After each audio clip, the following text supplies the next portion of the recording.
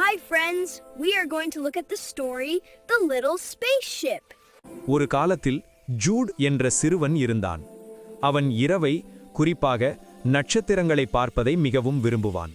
ஒரு நாள் எல்லோரும் தூங்கிய பிறகு அவன் ஜன்னலின் வழியாக வெளியே பார்த்தான். வானம் தெளிவாகவும் சந்திரன் பிரகாசமாகவும் இருந்தது. அந்த நேரத்தில் ஒரு சிறிய நீல நிற ஒளி வீட்டிற்குள் விழுந்தது. ஜூட் பயந்து கீழே ஓடினான். ஆனால் அருகில் சென்று பார்த்தபோது அது ஒரு சிறிய ஏலியன் ஸ்பேஸ்ஷிப் என்று தெரிந்தது. அது நில ஒளியில் நீளமாக மினுங்கிக் கொண்டிருந்தது. அதன் உள்ளிருந்து ஒரு ஏலியன் குரலில், system damage, location service last, உதவி தேவை என்று ஓசை கேட்டது. ஜூட் ஆச்சரியப்பட்டான், ஆனால் பயப்படவில்லை. அவனுக்கு தொழில்நுட்பத்தில் பெரிய ஆர்வம். நான் உதவலாமா என்று மெதுவாக கேட்டான். அவன் அந்த கருவியை கவனமாக எடுத்துக்கொண்டு தோட்டத்தின் நடுவில் உள்ள பெரிய பீப்பர் மரத்தின் அருகே வைத்தான். அங்கேதான் மொபைல் சிக்னல் நன்றாக கிடைக்கும். அவன் தனது கருவி பெட்டியை கொண்டு வந்து ஒளி மின்னும் அந்த ஏலியன் ஸ்பேஸ் ஷிப்பை திறந்து பார்த்தான். உள்ளே ஒரு சிறிய சர்க்கியூட் தகர்ந்திருந்தது. ஜூட் மெதுவாக அதை திருத்தி புதிய வயரை இணைத்தான். சில நொடிகளில் ஸ்பேஸ் ஷிப் நீளமாக திகழ்ந்து, ஆபரேஷன் சக்சஸ், நன்றி மனித நண்பா என்று சொன்னது. பிறகு ஒரு குறைந்த ஓசையுடன் அந்த கருவி செயல்பட்டு தன்னை ஆட்டோ ரீஸ்டார்ட் செய்தது. சில நொடிகளுக்கு பிறகு அது மெதுவாக மேலே உயர்ந்து இரவு வானத்தில் பறந்து சென்றது. அந்த இரவு முதல் ஜூடின் அறையில் அவன் சரிசெய்த அந்த கருவியிலிருந்து விழுந்த ஒரு சிறிய நீல தகடு இருந்தது. அது ஒரு சாதாரண மெட்டல் துண்டே, ஆனால் ஜூடுக்க அது ஒரு நினைவு சின்னம். உண்மை ஆர்வமும் துணிச்சலும் இருந்தால் சுவாரஸ்யமான அனுபவங்கள் தானாக வந்து சேரும் என்று ஜூட் நினைத்து மகிழ்ந்தான். Next, we are going to look at the story The Night Express.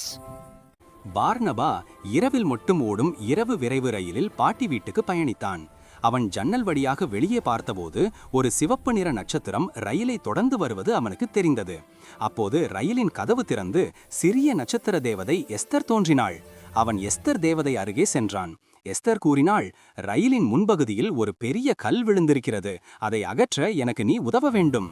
Esther பார்னபாவின் கையில் ஒரு மந்திர ஒளிக்கல்லை கொடுத்தாள். அவன் அதை ரயிலின் முன்னுள்ள விளக்கில் வைத்து விட்டான். உடனே ரயில் மிக தெளிவாக பிரகாசித்தது. அந்த ஒளியால் பாதையில் இருந்த பெரிய கல் தூளாக மாறி மறைந்து விட்டது. நன்றி தைரியமானவனே என்று எஸ்தர் கூறி அவனுக்கு ஒரு பொன் நட்சத்திர கல்லை கொடுத்து மறைந்தாள். அவன் அசதியால் அப்படியே தூங்கி போனான். காலை எழுந்தபோது பார்னபா அது கனவா என்று எண்ணினான். ஆனால் அவன் கையில் இருந்தது அந்த பொன் நட்சத்திரக்கல். அந்த திகில் கலந்த இரவை நண்பர்களிடம் கூறியபோது அவர்கள் வியந்தனர். பிறருக்கு உதவுவது எதிர்பாராத சிறப்புகளை தரும் என்பதை அவன் புரிந்து கொண்டான். Next, we are going to look at the story The Rainbow Fish Who Braved the Storm. ஒரு காலத்தில் ஆழமான நீலக்கடலில் வண்ணத்தேசம் என்ற ஒரு சிறிய அற்புத உலகம் இருந்தது. அந்த ஊரில் வாழும் எல்லா மீன்களும் வெவ்வேறு வண்ணங்களில் மின்னின. அந்த மீன்களில் ஜாஃப்னா என்ற சிறிய மீன் இருந்தது. அந்த மீனின் உடல் 7 வண்ணங்களில் மின்னியது. ஆனால் ஜாஃப்னாவுக்கு ஒரு சின்ன பிரச்சனை. அது தன்னை மற்ற மீன்களை விட அழகில்லை என்று நினைத்து கொண்டிருந்தது. ஒரு நாள் கடலில் ஒரு பெரிய புயல் எழுந்தது. எல்லா மீன்களும் பயத்தில் நடுங்கின. புயல் முடிந்த பின் சிறிய மீன்கள் தங்கள் வீட்டை தேடிச் செல்ல முடியாமல் நின்றனர்.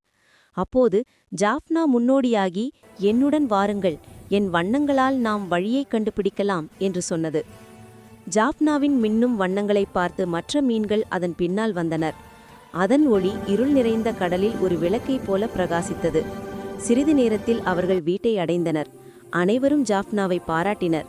அப்போது ஜாஃப்னாவுக்கு புரிந்தது, ஒவ்வொருவருக்கும் அவரவர் அழகு, திறமை, பயன் இருக்கிறது என்று சொல்லி மகிழ்ந்தாள். Next, we are going to look at the story The Moon's Sleepy Night. அமைதியான உலகத்தின் மேல் உயரத்தில் சந்திரன் அன்றைய இரவில் மிகவும் தூக்கமாக இருந்தார். அவர் நீண்ட வெண்மையான ஒரு கொட்டாய் விட்டார். அது இரவு வானம் முழுவதும் மெதுவாக அலைபாய்ந்தது. நட்சத்திரங்கள் கவலையுடன் திகைத்தன. நீங்கள் சரியா இருக்கீங்களா என்று ஜெஃபினா எனும் சிறிய நட்சத்திரம் கேட்டது. நான் பல இரவுகளாக ஒளிந்து கொண்டிருக்கிறேன் என்று சந்திரன் மெதுவாக சொன்னார். எனக்கு கொஞ்சம் ஓய்வு தேவை போல. ஜெஃபினா ஒரு நொடிக்கு யோசித்தது. நாங்கள் உதவலாம். நீங்கள் தூங்கும் நேரத்தில் நாங்கள் அதிகம் பிரகாசமாக ஒளிர்வோம். அப்படி செய்தால் உலகம் பாதுகாப்பாக இருக்கும். சந்திரன் நன்றியுடன் புன்னகைத்தார். நன்றி என் சிறிய நட்சத்திரங்களே. சந்திரன் தனது மென்மையான ஒளிமயமான கண்களை மூடினார். அவர் தூக்கத்தில் ஆழ்ந்தபோது நட்சத்திரங்கள் அருகருகே திரண்டு தங்களால் முடிந்த அளவு பிரகாசமாக ஒளிரின. அவர்களின் ஒளி கடல்கள், காடுகள், மலைகள் மற்றும் தூங்கிக் கொண்டிருந்த நகரங்களின் கூரைகளையும் மென்மையாக ஒளிரச் செய்தது. பூமியில் படுக்கையில் கனவு கொண்டிருந்த குழந்தைகள் அந்த இரவு வேறுபட்டதாக உணர்ந்தனர். அது சூடான, நிம்மதியான, ஒளிரும் நட்சத்திரங்களால் உலகமே ஒரு மென்மையான போர்வையில் மூடப்பட்டது போல. சில நேரம் கழித்து சந்திரன் இனிய ஓய்வில் இருந்து விழித்தார். அவர் நீட்டி முந்தையதை விட அழகாக ஒளிர்ந்தார். நீங்கள் அருமையாக செய்தீர்கள் என்று அவர் நட்சத்திரங்களிடம் சொன்னார். இரவை காப்பாற்றியதற்கு நன்றி. ஜெஃபினா மகிழ்ச்சியுடன் சுழன்றது. எப்போதும் சந்திரனே. அன்றிலிருந்து சந்திரன் தூங்கும் பொழுதெல்லாம் நட்சத்திரங்கள் ஒன்றிணைந்து இரவை பிரகாசமாக வைத்தன. ஏனெனில் சந்திரனுக்கும் சில சமயம் சிறிது ஓய்வு தேவை. Next, we are going to look at the story, The Brave Boy of Dark Island. ஒரு காலத்தில் பர்னபா என்ற சிறுவன் இருந்தான். அவன் புதிய இடங்களை ஆராய்வதை பெரிதும் விரும்பினான். ஒரு நாள் அவனுக்கு ஒரு அதிசய வரைபடம் கிடைத்தது. அதில் டார்க் ஐலாண்ட், பயந்தவர்கள் செல்ல வேண்டாம் என்று பெரிய எழுத்தில் எழுதப்பட்டிருந்தது. பர்னபா உற்சாகமாக, நான் பயப்பட மாட்டேன், அங்க என்ன ரகசியம் இருக்கிறது பார்க்கணும் என்று சொல்லி தனது சிறிய விளக்கை எடுத்துக்கொண்டு படகில் பர்னபா ஐலாண்டுக்கு புறப்பட்டான்.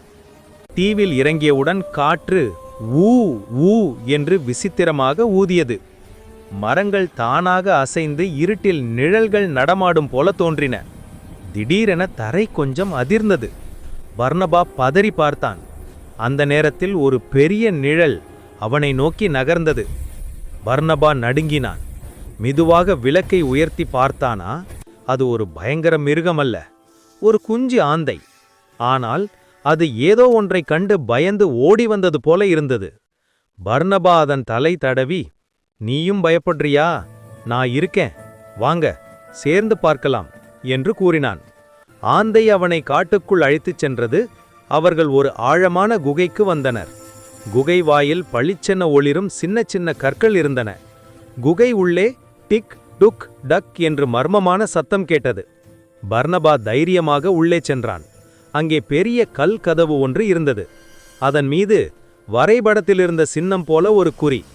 பர்னபா கையை வைத்து கதவை தொட்டவுடன் கிர் என்று கதவு மெதுவாக திறந்தது. அதன் உள்ளே தீவை ஒளிரச் செய்யும் அதிசய லைட்டு கல் இருந்தது.